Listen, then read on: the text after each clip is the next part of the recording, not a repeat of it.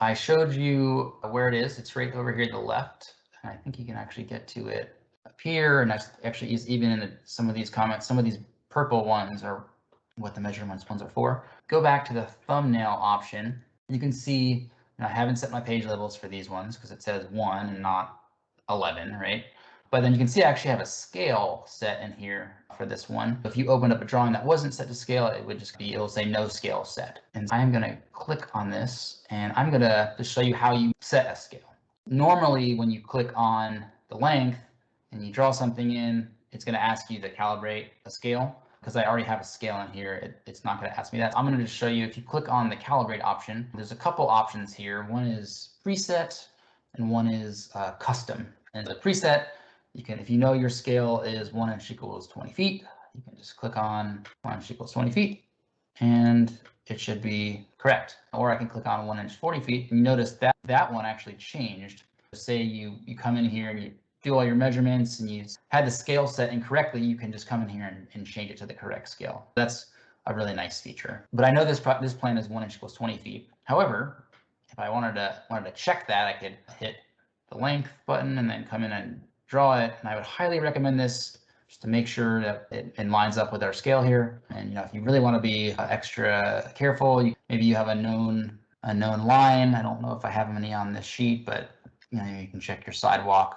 6 feet, that sounds about a normal sidewalk width with a curb. Those are stuff that you can do to check, but many times you might not know the scale. If you come over here and hit custom, you can hit calibrate. When you hit calibrate, it's going to first ask you to measure a point. I'm going to show you measure it a little bit off kilter just to show you an example. It's measuring it at 2.001735. So it's because I measured it at the diagonal. I can actually come in here and just fix that. I know it's supposed to be 2 inches. And then I can come in here and I actually know it's supposed to be 40 feet. I'm going to type in 40 and I'm going to hit the little foot thingy here and I'm going to hit apply scale. And now see it says 2 inches equals 40 feet. So it's the same thing as 1 inch equals 20 feet. Now that's the simplest thing to do. Where might you use this? Like, it didn't seem that powerful, but the 3 ways I was thinking I would be using this were, one, say I'm going to make up imaginary water line is in here. I know it's actually 17 feet off a line. I could come in here and try to manually type in 17 feet, but double click on it and then just type in 17, hit the little button there. And now it goes to exactly 17. I can then come in and move it. I think this is going to be pretty cool when it comes to drafting. We can be a little bit more precise. We don't need to be perfect for drafting, but if you can get it closer, I think that's going to be helpful. And it gives you a better sense of scale as well. You can also do area takeoffs. If I come in here and I can measure, I want to check what is my monolithic area, it says something on the plan set, and I can actually come in here and I can click and go convert to arc and convert to arc. And this one is going to be giving me a funky thing, but I'm not sure why it does that, but got to play around with it a little bit. Anyways, get the idea. It's giving you that area. I mean, if you changed this to 1 inch, now it's giving you a different square footage. So it's all dynamic, which is very helpful, but it also means you got to make sure your scale is right. And just make sure you're checking that.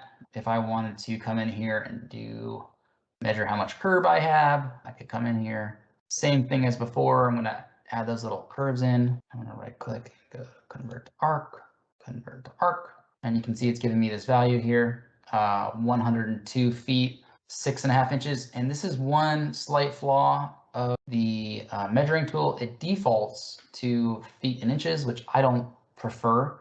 I much prefer to do it in feet, but I'll show you the way to fix that, and you can have it set, the default set to something better. You click on that line and you can change your units to foot right there, and then it'll give it to you in feet. You can also change that right in here under the measurings right there.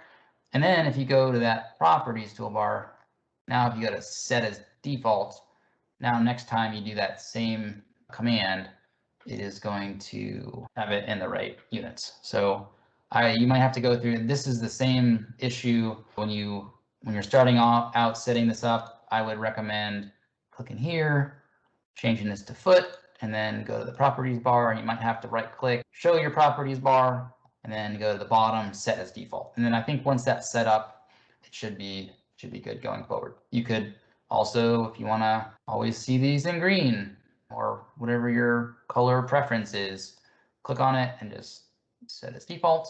And now when you still shows as purple, but when you draw it in, it should come in as green. You can do that with any tool as well. I mean, just like under your toolbars, under your markups, say I really like just hitting the Q for call out. I don't want to put it in my quick properties. This is actually a similar thing to Adobe. If I type this in, testing, defaults is red, click on that. If I make this yellow, make this green, and I click on it and I go to, screwed up some style by accident, Control Z's to go back, says default. Now, when I hit Q, voila.